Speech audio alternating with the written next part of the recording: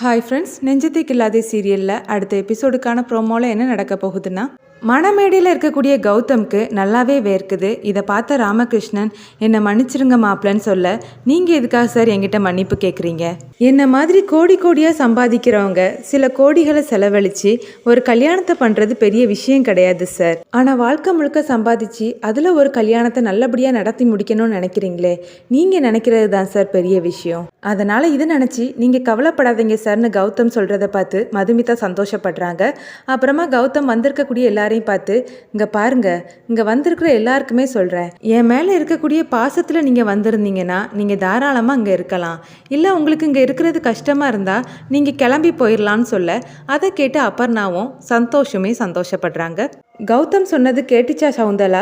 கௌதமுடைய கல்யாணம் உனக்கு முக்கியம்னா நீ இங்கே இரு, இல்லைன்னா கிளம்பி போயிருன்னு அகிலாண்டேஸ்வரி சொல்கிறாங்க. இல்லாத எனக்கு கௌதமுடைய கல்யாணம் தான் முக்கியம், நான் அங்கே தான் இருப்பேன்னு சகுந்தலாவும் சொல்கிறாங்க. மதுமிதா கௌதமை பார்த்து தேங்க்யூன்னு சொல்ல, பரவாயில்லன்னு கௌதம் அவருடைய கண்ணாலே சொல்கிறாரு. அப்புறமா அந்த கல்யாணம் எல்லா தடைகளையும் தாண்டி நல்லபடியாக நடந்து முடியுது.